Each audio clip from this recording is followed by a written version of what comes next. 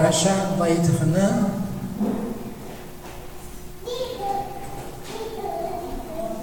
diz assim, Deuteronômio capítulo 3, verso 23, Devarim 3, 23. E roguei ao Eterno naquele tempo, dizendo: Eterno Deus, Tu começaste a mostrar ao Teu servo a Tua grandeza e a Tua mão forte, porque Deus há nos céus e na terra, pois que Deus há nos céus e na terra que faça como Tuas obras e como Teus feitos extraordinários? Deixa-me passar, rogo-te, e verei a boa terra que está além do Jordão, este bom monte e o Líbano. E irou-se o Eterno contra mim por vossa causa, e não me escutou, e disse-me o Eterno: basta, não tornes a falar-me mais nisto. Sobe ao cume da colina e levanta teus olhos para o ocidente, para o norte, para o sul, para o oriente, e contempla com os teus olhos, porque não passarás este Jordão.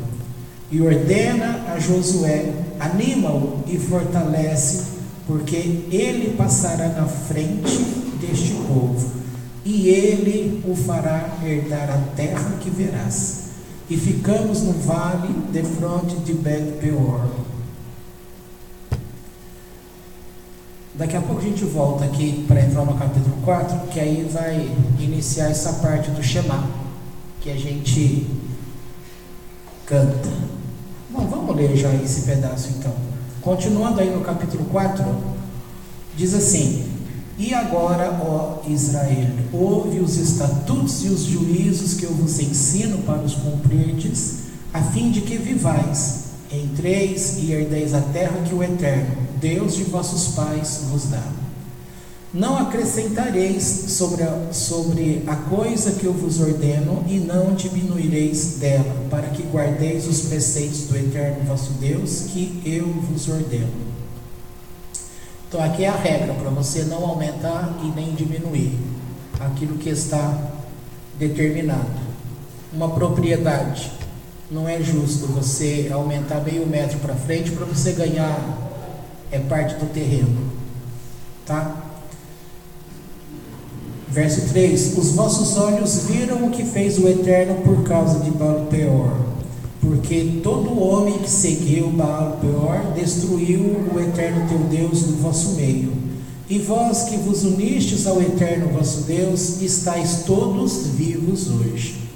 Vede que vos ensinei estatutos e juízos, como me ordenou o Eterno meu Deus, para que assim seja feito no meio da terra, na qual estáis vindo para herdá-la. E os guardareis e os cumprireis, porque isto é a vossa sabedoria e o vosso entendimento à vista dos povos que ouvirão todos estes estatutos e dirão: somente esta grande nação é povo sábio e entendido. Pois que grande nação há que tenha Deus tão perto de si como o Eterno nosso Deus, todas as vezes que o invocamos? Olha, guarde essa frase, olha que bonito. Somente esta grande nação seria o quê? As demais nações da terra. Era para chegar a esta conclusão aqui, ó. Somente esta grande nação é povo sábio e entendido. Pois que grande nação há que tenha Deus tão perto de si como o Eterno nosso Deus, todas as vezes que o invocamos? E qual é a grande nação que tem estatutos de juízos tão justos como toda esta lei que eu vos dou hoje? Somente guarda-te a ti mesmo e guarda a tua alma muito, para que não esqueças as coisas que os teus olhos viram e que não saiam do teu coração todos os dias da tua vida, e as farás conhecer aos teus filhos. Não pulei página hoje não, né?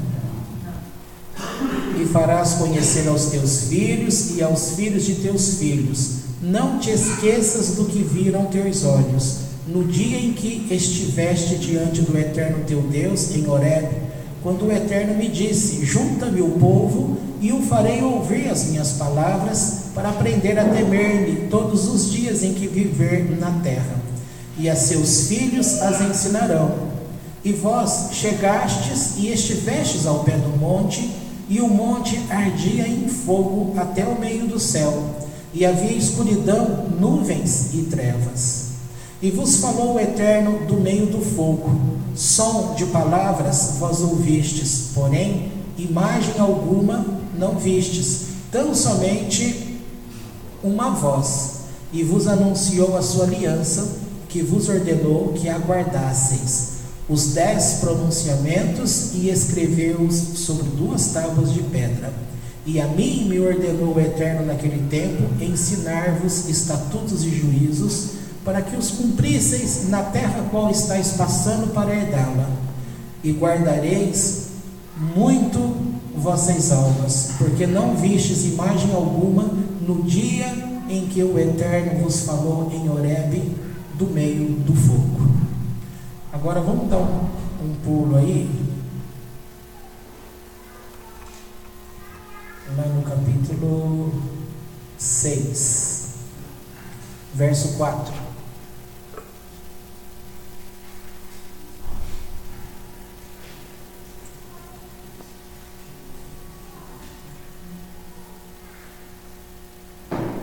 Capítulo 6, verso 4, é na página 524.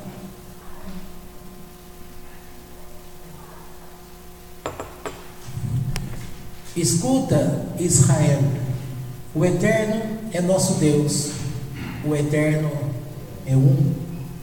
E amarás ao Eterno teu Deus com todo o teu coração, com toda a tua alma e com todas as tuas posses. E estarão estas palavras que eu te ordeno hoje no teu coração, e as inculcarás a teus filhos, e delas falarás, sentado em tua casa e andando pelo caminho, ao deitar-te e ao levantar-te.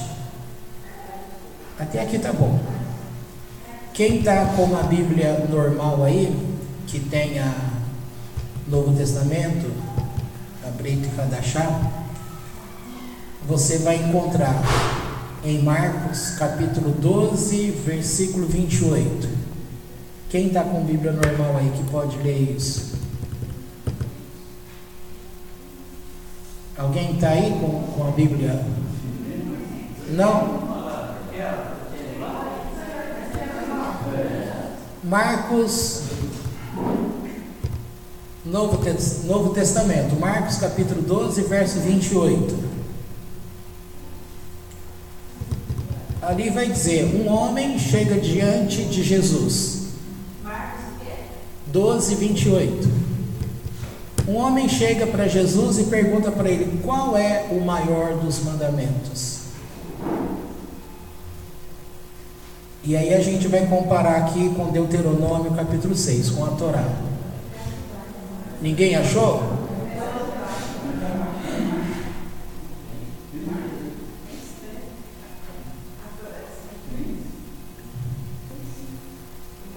Mateus, Marcos, é o segundo livro do Novo Testamento. 12, 28.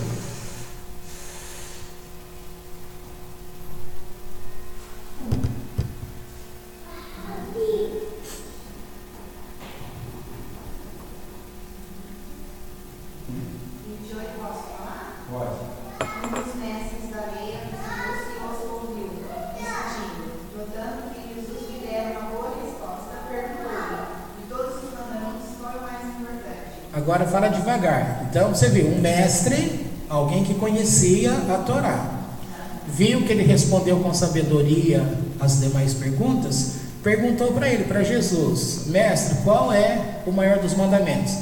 Leia só uma frase que nós vamos comparar aqui. O que ele responde? O mais importante é este: ouve, ó Israel. Para aí, olha aqui, Deuteronômio que a gente acabou de ler, no verso 4. Escuta, Israel. Continua. O Senhor, o nosso Deus, vos E aqui está, o eterno é nosso Deus, o eterno é um. Jesus falou que a Torá diz que é para se falar. Agora veja o que está escrito aqui, ó. Escuta, Israel, o eterno é nosso Deus, o eterno é um. E amarás ao eterno teu Deus com todo o teu coração, com toda a tua alma, com todas as tuas posses. E estarão estas palavras que eu te ordeno hoje no teu coração, e as inculcarás a teus filhos, e delas falarás sentado em tua casa e andando pelo caminho, ao deitar-te e ao levantar-te. Partindo do ponto que Jesus era um homem judeu, ele está cumprindo a Torá? Está. Ele não tem esta palavra no coração dele? Tem. E usando ele como mestre, as pessoas que ouvem a Jesus é como se fossem, além de seus alunos, como se fossem seus filhos. Ele não está inculcando estas palavras a seus filhos. Então, como é que chegou nos tempos atuais? Tá? Bastou ele morrer que toda a palavra dele foi pervertida. E ele que falou com a boca dele que o maior mandamento é servir a Deus e reconhecer a Deus de todo o coração, com toda a sua força, somente a ele prestar o serviço de culto. Ele diz: o eterno nosso Deus é um.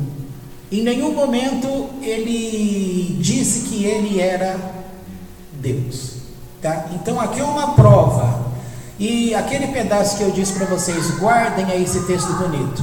Foi dito lá no capítulo 4 que a gente viu, que as nações vizinhas, Moisés está falando que as nações, olhando para este povo Israel, elas iriam dizer: que nação tem um Deus como este? Deixa eu voltar lá onde a gente estava no 4. Deixa eu ver qual é o versículo. É 7? Pois que somente esta grande nação é povo sábio e entendido. Pois que grande nação há que tenha Deus tão perto de si como o eterno nosso Deus, todas as vezes que invocamos? Então, repetindo, somente esta nação é povo sábio e entendido. Então, esta conclusão, as demais nações da terra, olhando para aquilo que Deus é na terra, para Israel, o povo dele, as nações iriam necessariamente enxergar Israel desta forma: somente Israel é grande nação e povo sábio entendido. Aconteceu isso? Não. Tem acontecido isso? Não. Nós vimos que Jesus mesmo, que é uma grande personalidade no mundo, aqui deixando a religião de lado, se ele é fundador disso ou daquilo, simplesmente pense na pessoa, o homem que existiu. O homem que existiu, ele declarou a Torá, está debaixo da verdade da Torá e procurou inculcar as palavras de Deus às pessoas que estavam perto dele. A partir do momento que ele deixou de existir, ao longo dos anos, alteraram a palavra dele e disseram que ele fundou uma religião. Se ele mesmo disse que parte do ponto de que Deus é um, como que ele poderia ter gerado uma religião que levaria as pessoas a Deus através dele e não através do próprio Deus que está? Teria sentido? Não teria sentido. E, portanto, esta conclusão do próprio texto que ele usa, o judeu, ele não faz interpretação de versículo isolado. A interpretação quando você cita uma fonte, um versículo, é como se tivesse lido o capítulo inteiro. Esta fonte que é citada, quando ele responde àquele mestre, aquele sábio, ele fala: ouve Israel, o Senhor vosso Deus é um. Quando ele declara o Shema, ele declara a oração diária que o judeu faz no mundo todo. Ele declara o que é o princípio do eterno, que Deus não há outro, senão um, ou seja, nem ele próprio jamais poderia se considerar Deus, porque ele estaria quebrando esta palavra que ele estava ensinando às pessoas. Então o ensino de Jesus, verdadeiramente, um homem que existiu, ele aponta para o céu e quer dizer o quê? Ele quer dizer justamente isso que a gente acabou de ler, e os guardareis, vede que vos ensinei estatutos e juízos, como me ordenou o eterno meu Deus, para que assim seja feito no meio da terra, na qual estáis vindo para herdá-la. Ou seja, Jesus, no caso, já estaria nesta terra que o povo herdou, que é Jerusalém. E os guardareis e os cumprireis, porque isto é a vossa sabedoria e o vosso entendimento à vista dos povos, que ouvirão todos estes estatutos e dirão: somente esta grande nação é povo sábio e entendido. Então Yeshua está literalmente dentro da Torá nesse conceito. Mas o que fizeram com as palavras, com a existência dele? Trocaram. E esta conclusão que ele próprio estava dizendo com a boca dele, é que as nações do mundo todo chegariam à conclusão que somente Israel é povo sábio e entendido. O que fizeram com esta palavra que ele estava dizendo? Disseram que o Velho Testamento acabou, que Deus abandonou este povo, que Deus, ou seja, estão chamando Deus de mentiroso, que Deus virou as costas para Israel, sendo que este livro de Deuteronômio fala que Deus jamais deixaria Israel. E que mais que eles fizeram? Colocaram Jesus como no lugar de Deus, como sendo, criaram a Trindade, e em seguida começaram a dizer que ele criou um novo método de se chegar a Deus, que seria apenas através da vida dele. Ou seja, e uma coisa mais importante ainda que eles fizeram, deixaram de reconhecer, como a gente acabou de ler aqui, estou repetindo várias vezes o mesmo versículo: somente esta grande nação é povo sábio e entendido. Ou seja, diminuíram a tal ponto Israel como sendo destituídos de Deus, e agora quem é o povo sábio na terra? Seria a chamada igreja de Jesus Cristo. E isso é verdade? Isso é mentira. Onde está a verdade? Nesse texto que eu acabei de ler. E como comprova essa verdade? Na própria boca de Jesus, que ele mesmo fala no capítulo 12 de Marcos, no versículo 28. Então aqui, a religiosidade de uma forma geral perde a razão. Por que as pessoas não estão atentas a isso? Por que as pessoas não olham para os céus e reconhecem que Israel é a grande nação da terra, um povo sábio? Porque a mentira colocada pela religião, e deixando claro que quem inventou tudo isso vem de Roma. E lembrando que a igreja evangélica nasce de Martinho Lutero, 1517. Isso é história, não tem como ninguém falar que isso não é verdade. E Martinho Lutero era padre. E as teses, mesmo as teses, a tal reforma que ele tentou fazer, na verdade, muitas coisas não houve reforma. A Trindade, por exemplo, ela passou, não foi reformada. Então passa esta divindade de Jesus, sendo que ele próprio nunca se declarou Deus. Então aqui eu não estou questionando se Jesus é Messias, se ele não é Messias. Não vou falar que ele não é filho de Deus, porque todos nós somos filhos de Deus, tá? Partindo do ponto de existência, todos nós somos filhos de Deus. Agora, partindo do ponto das nossas atitudes, você pode questionar quem não é filho de Deus no sentido de atitudes, porque se você age como pai, você demonstra as obras do pai. Se você age como um perverso, você é filho da perversão. Então, eu estou partindo do ponto que as pessoas que têm seguido o bom costume, elas são filhos de Deus, porque nas atitudes delas mostram e apontam para a personalidade de Deus. Então aqui cai um outro conceito existente dentro dessa religiosidade. E qual é? Que somente é filho de Deus aqueles que aceitaram o Salvador. Então, na verdade, sempre foi ensinado que uma pessoa que serve a qualquer tipo de religiosidade ou não serve religiosidade nenhuma, as atitudes que ela presta no dia a dia dela, que se você olhar, se uma pessoa é bondosa, ela faz caridade, ela ajuda pessoas, ela valoriza o ser humano, ela deixa de ter para ela para ajudar pessoas, eles vão dizer que essa pessoa, por não ter aceito o Salvador, ela vai para o inferno, ela vai ser separada de Deus. Agora, como que uma pessoa que na vida dela ela dá bons exemplos e ela faz aquilo que o Eterno mandou, no sentido de hesed, de ser benevolente, de demonstrar o amor de Deus, alguém que olhando para ela consegue ver mandamentos de Deus, como que essa pessoa vai para o inferno? O inferno cristão, tá?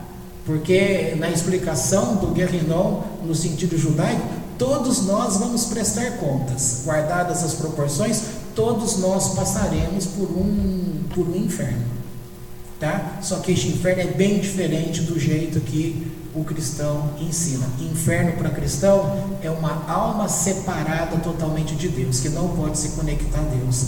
Inferno, nesse sentido, para o judaísmo, é todos nós, por mais que estamos prestando culto a Deus, nós somos muito ligados ao nosso Yetzer Hará, a inclinação para o mal. E nós temos ainda muita dificuldade no decorrer da nossa vida em dominar esta área. Portanto, nós temos muito mais ainda a conquistar dentro de nós do que aquilo que a gente acha. Então, é mistério que aconteça o quê? Que na nossa vida a gente ainda pratique muitas coisas que não deveríamos fazer. E no cômputo geral, isso vai ser analisado e julgado.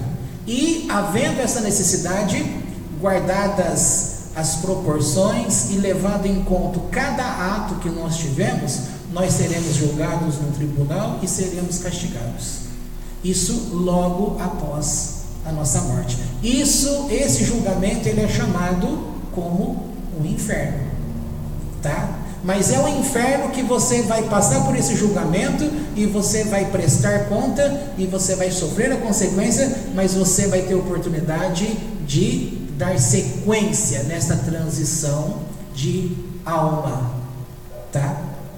Porque nesse sentido não tem como a gente fugir daquilo que nós fizemos. Enquanto a nossa alma está presa no nosso corpo, nós temos a nossa inteligência, que na verdade é uma burrice que nós temos, tá? Mas essa inteligência que a gente procura enganar a nós mesmos, baseado em artimanhas que a gente conhece aqui na Terra.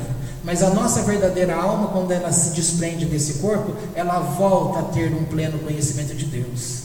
E está gravado na nossa própria alma, num lado que, enquanto a gente está aqui, a gente não tem acesso a ele, tá? E isto vem pela palavra tselem, do hebraico, que ali é entendido que fica gravado numa parte da nossa própria alma as coisas erradas que nós fizemos. Então não terá como nesse julgamento você declarar que você não fez aquilo, porque você próprio será o teu acusador.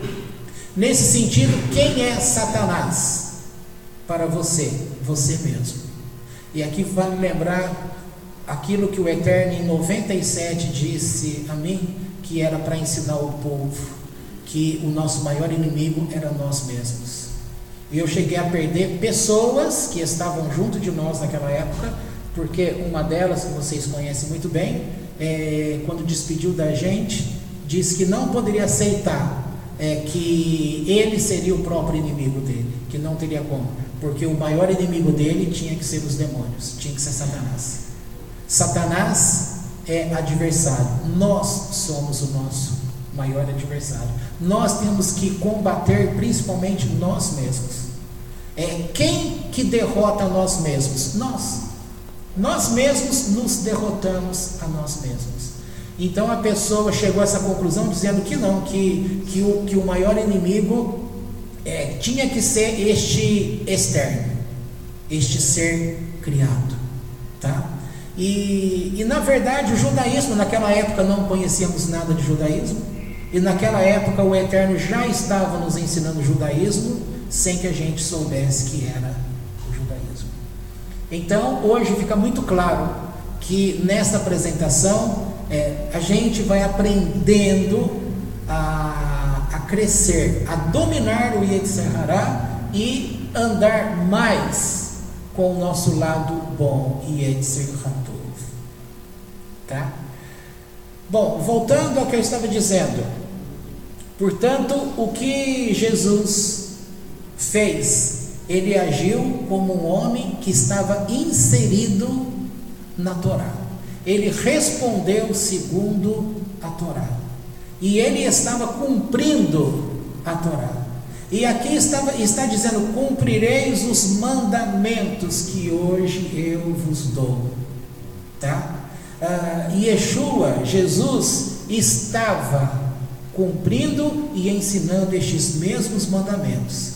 Agora, como que uma igreja gerada dele, segundo o ensino que nós recebemos um dia e que o mundo inteiro recebe atualmente, vai declarar que ele aboliu a lei e que você não tem mais necessidade de cumprir os mandamentos do Eterno? Se ele próprio é exemplo de cumprir o mandamento do Eterno, e as coisas quando mostram que ele não está cumprindo o mandamento do Eterno, você pode ter certeza que não foi ele que fez. E uma delas, como exemplo, é aquele texto que ele está escrevendo no chão. Isto seria quebrar o mandamento. Então, este pedaço não existe no Novo Testamento, segundo a história, segundo historiadores, pesquisadores. Não existe esse pedaço. E não tinha que existir mesmo, porque ele, como cumpridor de Torá, não iria quebrar essa lei. Outra coisa que está ali, e que certamente ele não fez, é amaldiçoar a árvore frutífera, figos.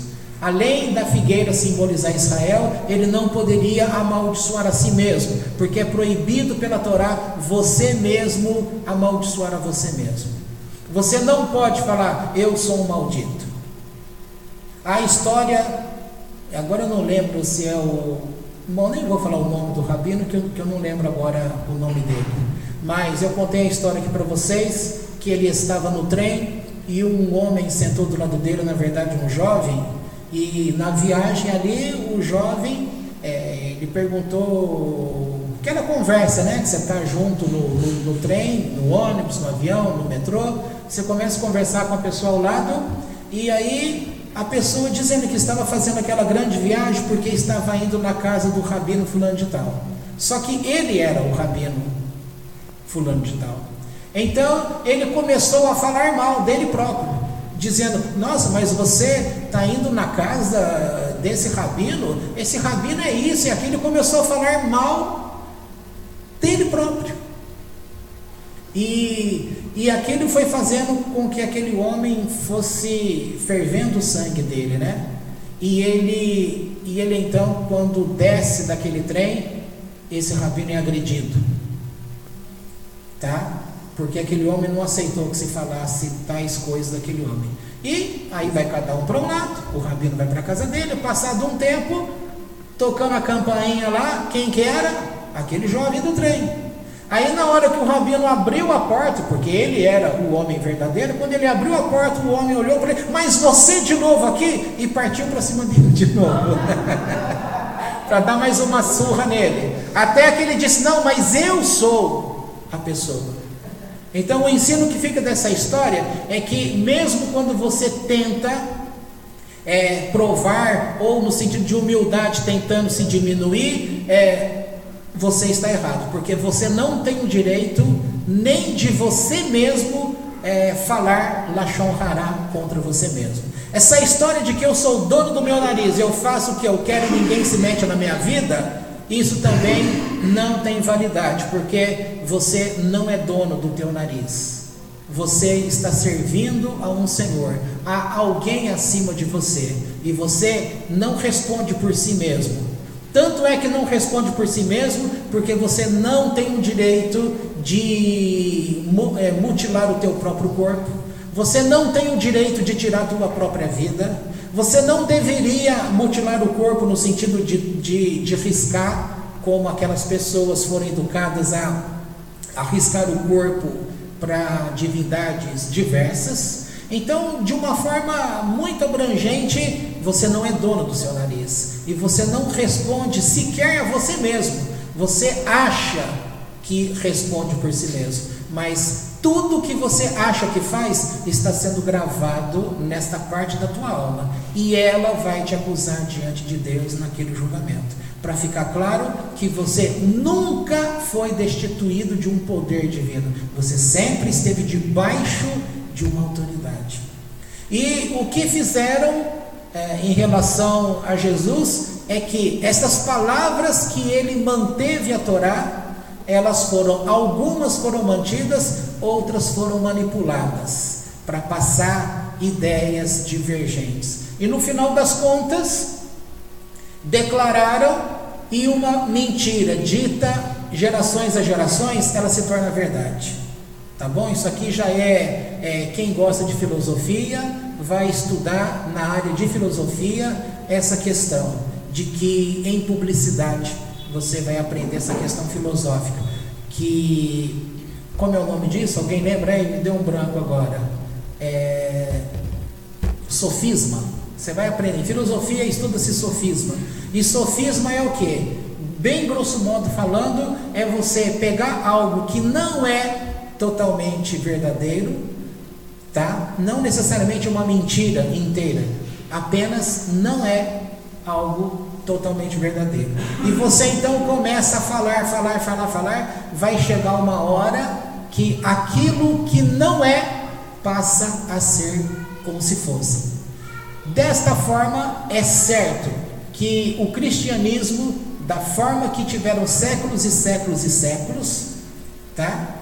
Porque essas mentiras começaram em torno do ano 300, e para ser preciso, 324 para 325, quando se determinou no Concílio de Nicéia que a Trindade estava ativada, e que, no caso, o Jesus até então existente como judeu deixaria de ser aquele homem judeu e passaria a ser simplesmente Deus, o Filho de Deus, que era Deus, que veio salvar o mundo. E daí para frente, falando, hoje nós estamos no século 21, e essa multidão de séculos, pessoas foram nascendo e ouvindo, e aquilo foi tido como verdade.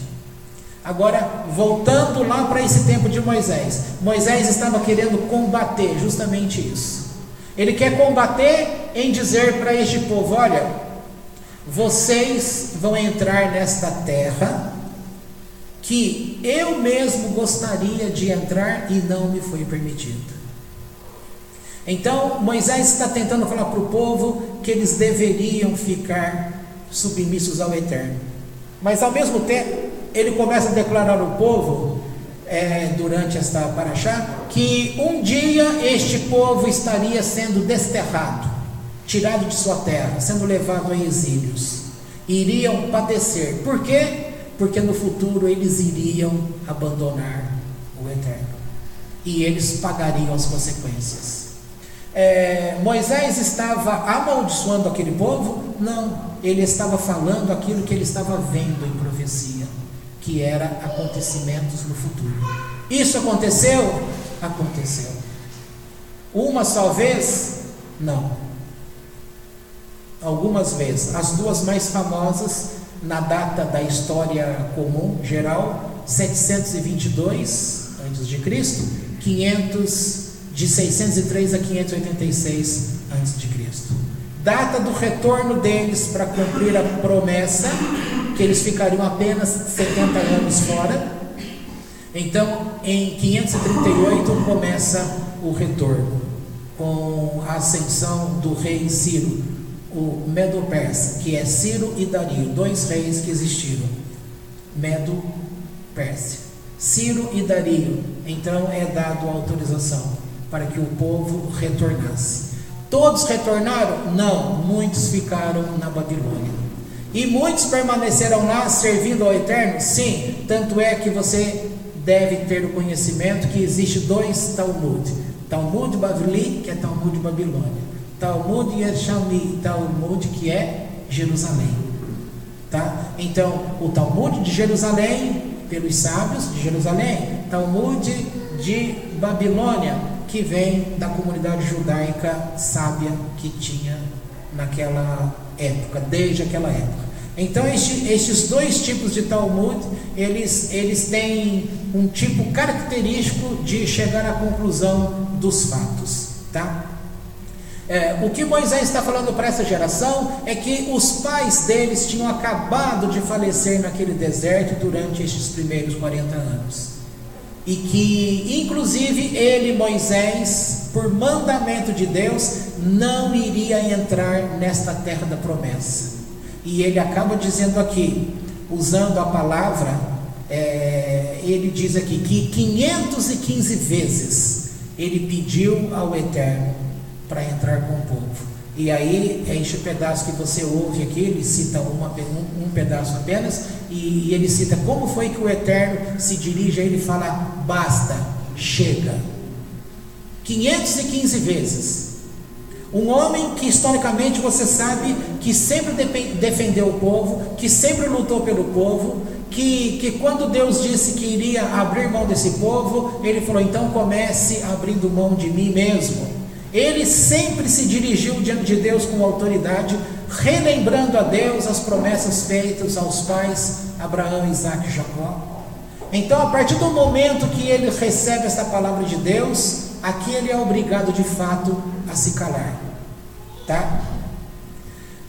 Agora, fazendo um contraponto com aquilo que é a nossa vida, nós temos esse defeito, porque isso não é qualidade, é defeito. Esse defeito da gente ficar questionando Deus. Nós brincamos de teatro, nós brincamos de dramaticidade, nós brincamos de questionar Deus, e nós brincamos em ser Deus, porque quando a gente fala: Deus, por que o Senhor fez isso? Eu não mereço. Se você consegue julgar que você não merece, você está dizendo para Deus que Ele não sabe ser juiz, que Ele não sabe ser Deus, e que se você estivesse no lugar dele, você era digno de fazer a coisa certa. Então você mesmo está destituindo Deus da sua própria glória. Isto por si só é uma maldição. Isto é idolatria. E isto é pecado de feitiçaria também. A partir do momento que a gente começa a julgar, então veja, não adianta você pensar assim: mas Moisés, como você falou aí, Moisés questionou a Deus 515 vezes. Mas olha a base e a história que de fato aconteceu. Ele tinha razão por um lado? Tinha. Deus tinha razão por outro lado? Tinha. Só que está tendo aí divergência de ideias, porque enquanto Moisés está olhando para este plano, Deus está olhando para um plano maior. Enquanto Moisés está olhando para uma obra aqui nesta terra, Deus está olhando um planejamento que é a retificação deste mundo e o mérito, quando uma pessoa faz um bom trabalho aqui, a recompensa pelo mérito. E o que estava acontecendo? Deus estava dizendo para ele, quem conhece a literatura do Midrash, já aprendeu, quando ele questiona Deus do porquê, e Deus diz para ele assim: o mérito que você tem por ter desempenhado tão bem o teu trabalho não é justo. Vou falar com as minhas palavras, tá? A ideia é essa, Deus falando para ele: não é justo pelo tipo de servo que você fez e o bom papel que você realizou, não é justo que eu, como Deus, dê a você apenas o privilégio de conduzir este povo a esta terra prometida. É muito pouco para o tamanho da obra que você realizou. Esta é a visão de Deus. E na visão do Moisés era assim: Deus, se eu tenho sido um bom servo fiel e tenho ensinado as tuas palavras verdadeiras a este povo, não é justo que eu entre com este povo a herança que o Eterno prometeu a eles? Então um está tendo uma visão do ato aqui da terra, o outro, no caso Deus, está tendo uma visão da terra e do céu. Então o Eterno está dizendo assim para ele: olha, a geração que você pertence, ela morreu toda aqui nesse deserto, ela já foi sepultada aqui. E na vinda de Mashiach, você vai ressuscitar junto com eles, para que você dê méritos. Com o teu mérito, você entre com eles, chefiando a eles. Isto é honroso da parte de Deus. E ele já estava pensando numa honra humana, que ele estaria entrando na terra com aquele povo. Na proporção, isto não significava nada para Deus. No outro trecho do Midrash é explicado, quando ele fala assim para Deus: mas Deus, aquele episódio quando foi para ferir a pedra, vai ficar imagem na história que eu pequei contra ti, e não foi isso que aconteceu. E o Eterno responde para ele: não se preocupe com aquilo que as pessoas vão dizer de você. Você tem que entender que eu conheço a tua história, e eu sei que você não pecou. Mas eu precisei criar essa situação para que o povo tivesse um exemplo real, algo real, um fato real do motivo para você não entrar na terra. Eu precisava que você não entrasse, e o meio que eu escolhi foi este. Mas o povo vai ficar dizendo gerações após gerações que eu pequei, e eu não fiz isso. E Deus ratifica para ele: eu sei que você não fez. E nós temos tido este grande tormento em nossas vidas. Nós ficamos muito preocupados com a nossa vida, com aquilo que as pessoas pensam da gente. Em todo instante a gente tem a gente luta para tentar mudar o pensamento alheio a nosso respeito. E a gente fica sempre triste, aborrecido, e a gente sempre fala: você disse isso porque não é com você, queria ver se fosse com você. E de fato é verdadeiro. Quando não é comigo, eu sempre vou ensinar você: olha, você tem que agir assim, assim, assim. E na hora que acontece comigo, a minha tendência é agir como você, tentar persuadir e mudar a história, porque ninguém quer ser mal falado. Essa coisa é só para música mesmo, popular brasileira inclusive. Falem mal, mas falem de mim. Todas as pessoas que têm o seu nome achincalhado, elas declaram esse tema: falem mal, mas falem de mim. Mas todas elas sofrem pelo mal que se falam dessas pessoas. Ninguém gosta de ser o seu nome jogado na lama. A gente acha que a nossa honra, a nossa dignidade foi perdida. E o que nós temos dificuldade para entender é que nós vivemos nesta terra não é para as pessoas e nem para nós mesmos, conforme eu já falei. Nós vivemos nesta terra para servir ao Eterno e para, através dos mandamentos que Ele nos deixou pela Torá, ajudar na retificação do mundo, uma retificação das coisas materializadas e uma retificação das coisas espiritualizadas. E foi a Torá que uniu o espiritual com o material. E mesmo a gente entendendo isso, porque estamos aqui na terra e por ouvir dia a dia as mesmas histórias, nós não aceitamos perder a nossa honra, a nossa dignidade, ter o nosso nome jogado na lama. É por isso que a gente está sempre pedindo justiça, justiça, justiça, justiça. Em muitos momentos da nossa trajetória aqui na terra, a forma em que nós somos ultrajados, e quando nós somos ultrajados, nós viramos Hulk, o incrível Hulk. E nós viramos o incrível Hulk porque quando o David Brenner ele vira ultrajado, o incrível Hulk, ele faz o mal ou o bem? Ele faz o bem. Ele protege pessoas. E nós, quando somos ultrajados, nós não protegemos pessoas, nós destruímos pessoas. Então, nós pegamos exemplo de sermos ultrajados para virar incrível Hulk, mas o poder que opera em nós, nesse ultraje, nós queremos destruir pessoas. E na fábula, o incrível Hulk, ele está sempre sozinho, não pode ter vínculos com pessoas, porque basta ele... Esse filminho aí de criança, o Incrível Hulk, isso aí não presta. Mas aquela série que passava antigamente, por capítulos, o Incrível Hulk, ali vai vendo como que a pessoa inteligente, cientista, que alcançou um patamar de tudo. E num acidente, começa a ter essa questão do Incrível Hulk, que altera toda essa metamorfose que ocorre, e aí mantém-se o que havia dentro dele, olhando para o lado judaico, mantém-se o que estava dentro dele. Veja, ninguém consegue mudar a sua essência. Dentro dele havia o bem. Partindo de um ponto que um cientista bom, ele sacrifica a vida dele para o bem de uma humanidade. O acidente que acontece em laboratório faz com que aquilo que estava dentro dele, que era o bem, nessa metamorfose que ele se transforma nesse Hulk, ele continua fazendo bem, mesmo sendo chamado de monstro. E o que a sociedade faz? Busca a caça dele para destruir. E isso, o desenho aí mostra que até exército vai atirar e destruir o Hulk, não é verdade? Então, da mesma forma, o cientista dessa série, no caso, doou a vida dele para fazer o bem.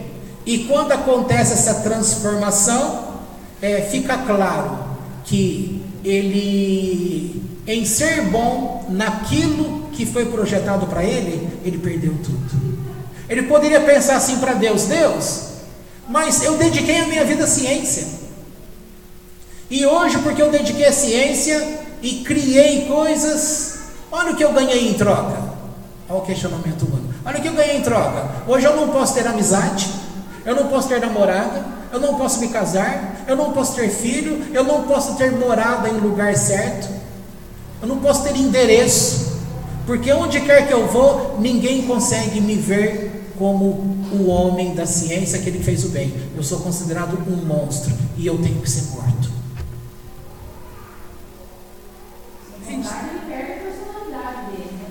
Justamente. A gente vê muito isso nos filmes de heróis, porque as pessoas passam a querer o Hulk, o Super-Homem, o Homem-Aranha. Ninguém quer saber mais da essência deles, porque eles continuam sendo a mesma pessoa, a mesma essência, mas eles querem aquilo que eles podem fazer. Então eles são esquecidos. A fábula do Homem-Aranha, tá? O Homem-Aranha, o Peter Parker, ele, na essência, é um homem bom.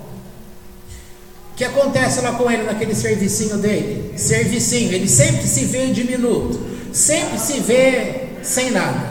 Quando acontece o acidente daquela picada eu ia falar abelha, a picada da aranha, e ele se transforma então com aquele homem que tem poder, em pouco tempo ele chega à conclusão que ele poderia usar aquele poder para benefício dele. Não, para benefício da sociedade. Mas ele não era um homem despersonalizado, ou seja, sem enxergar a essência dele, mas na hora que foi dado um poder a ele, ele serviu à sociedade com aquele poder que foi dado. Para ele é bom, nesse sentido, foi bom porque ele consegue complementar. Falando em termos psicológicos, iríamos dizer uma associação por simbiose. O Homem-Aranha seria aquela parte dele que puxava o Peter para ter um pouco mais de estima. Mas não sei se foi segundo ou terceiro filme aí que entra na história o Homem-Aranha preto, quando ele e aquele negócio dentro dele iria ativar um lado mal dele. Então, por essência, ele começar a sofrer aquele conflito, porque quando ele estava cheio daquele, veja, um poder que ele já tinha, agora é um poder que ele já tinha, que é passado para o lado mal, para explorar um lado ruim do ser humano. novamente aqui você pode ver a imagem de Yetzer Hará e Yetzer Hatov. Então, na hora que ele é dominado por aquele homem-aranha preto, por um lado ele consegue se sentir vingado, porque a essência da pessoa humana, o Peter, ele queria vingança, ele queria que as coisas fossem a ferro e fogo. Na hora que ele ficava transformado pelo Homem-Aranha Preto, ele exercia essa vingança, ele se sentia, ativo, mas na hora que ele começa a questionar, ele começa a incomodar. Por quê? Porque a essência dele não é essa. A essência do ser humano que é nascido de Deus não é ser essa pessoa maldosa que o mundo tem sido. As pessoas têm sido mordidas por esta aranha negra que tem feito com que apenas o lado mal de cada pessoa tem dado vazão na sociedade. Por isso que a gente vê bandidos como na minha época de psicologia, vimos em hospital psiquiátrico o cara que tinha matado 70 pessoas, estava preso no presídio. Um repórter da Rede Globo pergunta para ele como que ele fazia. Ele dizia: é muito fácil matar, é muito simples, você simplesmente pega a cabeça da pessoa e bate a cabeça no meio fio, que a gente conhece aqui como sarjeta, que você bate, tem que saber bater. Sabendo bater, na primeira você já mata uma pessoa. E falando isso com uma naturalidade. Em termos psicológicos, na discussão em aula, foi explicado naquele dia pelo professor que essas pessoas é como se elas nascessem sem essa condição cerebral de valorizar o outro ser humano. Mas isso é uma mentira, porque ninguém nasce já desprovido dessa condição de não reconhecer o ser humano. A pessoa, ao longo da vida, ela vai sendo preenchida e ela vai dando vazão para esse lado negativo, mal. A lição que o filme passa no final é que ele consegue combater este homem preto e ele volta a ser o Homem-Aranha vermelho, que é digno de ser ovacionado pela sociedade. Que cidade é aquela? É Nova York lá? O filme se passa em Nova York, gente? Que seja então. Se não for, agora passou a ser Nova York. Então passa. Moisés passou por isso, nesse sentido. Em nenhum momento aqui ele deu vazão para esse lado ruim dele. Naquele momento que ele poderia se vestir de um lado negro e que passa a impressão que ele queria, mas na verdade ele não fez isso, porque quando vimos na Parashá Korah, quando vão falar para ele aquilo que Datã, os dois, eu lembro dos dois, eu lembro dele aí, Datã e Aviram, é isso, né?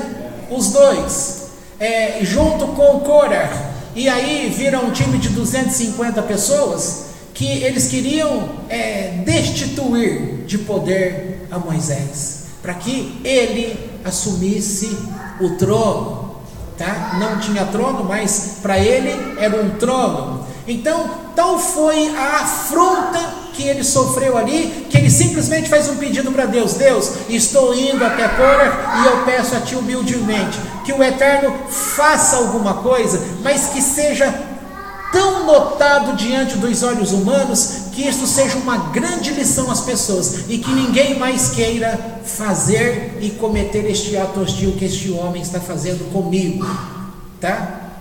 Embora ele não tenha usado este comigo. E então Deus fala, como a Jéssica escreve lá no Facebook, na internet: errado, pode deixar.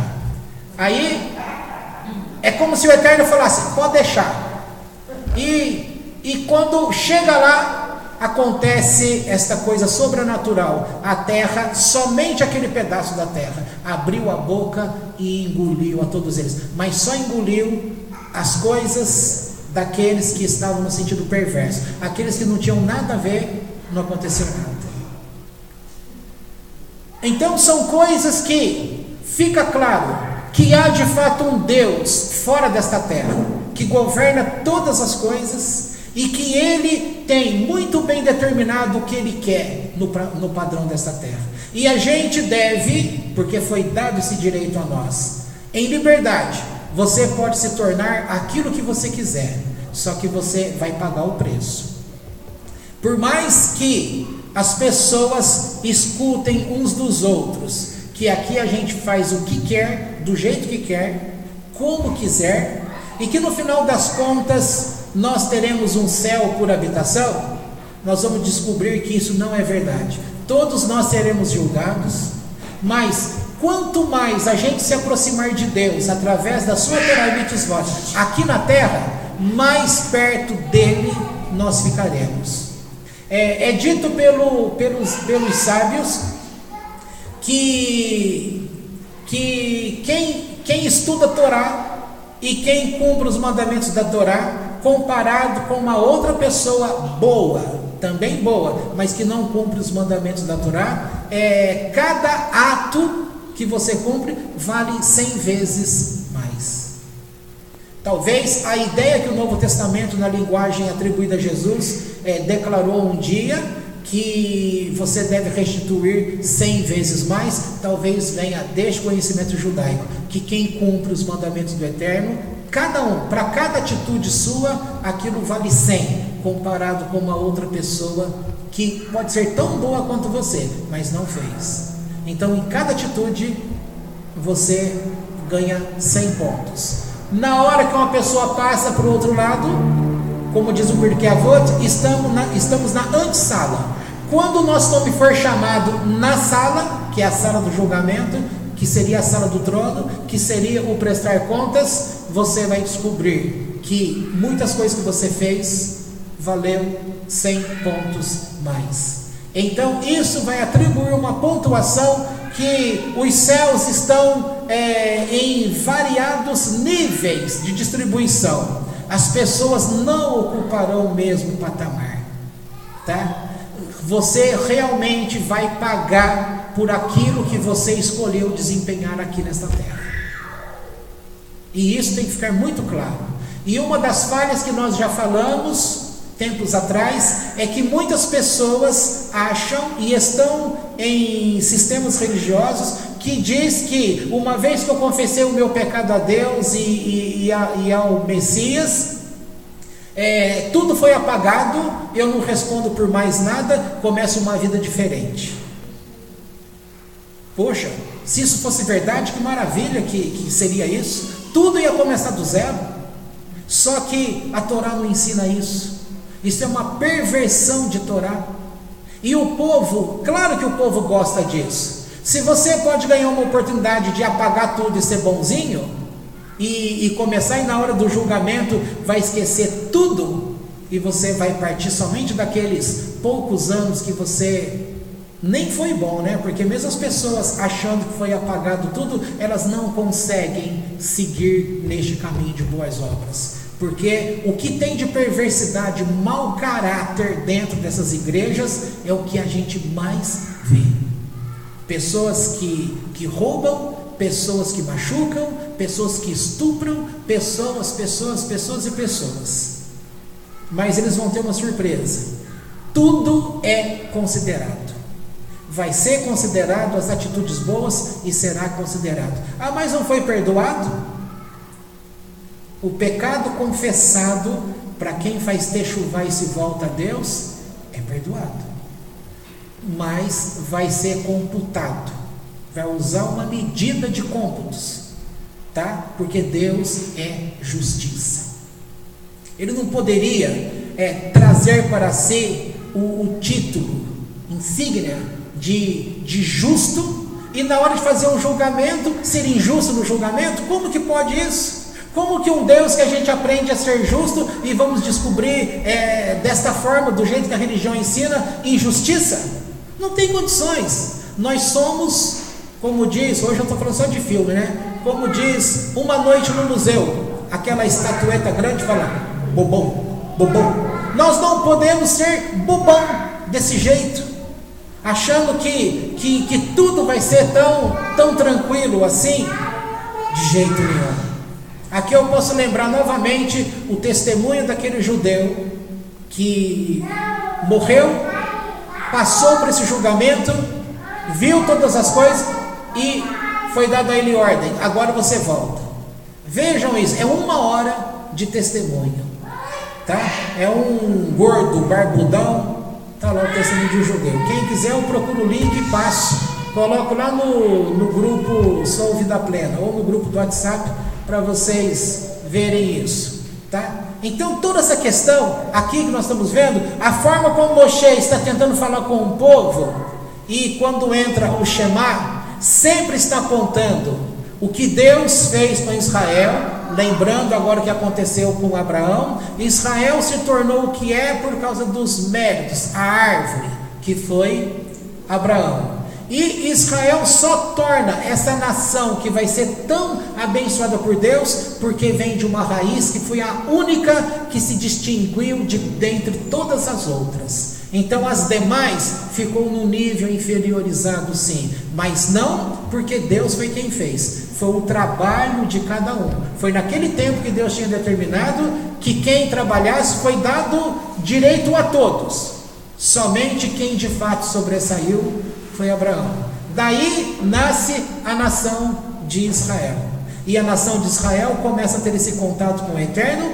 E aí vem esse texto que eu estou te falando, e esse texto fala que eles que ali estão como povo, eles deveriam seguir com aquilo que eles veem, com aquilo que eles ouvem, com aquilo que eles sentem, que quem é Deus no meio deste povo. E essa história tem que ir passando de geração a geração, geração a geração. Por isso essas festividades, que é para gravar e marcar nas gerações que estão vindo o mesmo Deus.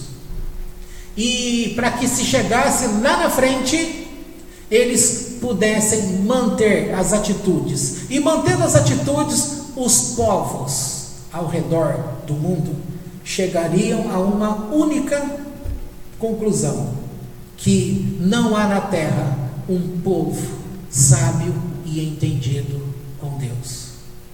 Só que isso tudo foi destruído quando levantaram a personalidade, ou a figura, na verdade, de Jesus, tá? Jesus não vai ser prejudicado em nada, porque a vinda dele e o homem que ele foi, se ele era o Messias ou não, isso não interessa agora, porque não tem interferência nenhuma, tá? A vida que ele levou, se ele foi o sábio, se ele representou Deus dessa forma, ele serviu e fez a coisa certa, e vai ter o mérito dele como homem que chegou nesta terra, porque enquanto homem nesta terra, não há diferença nenhuma dos demais que entraram nessa terra.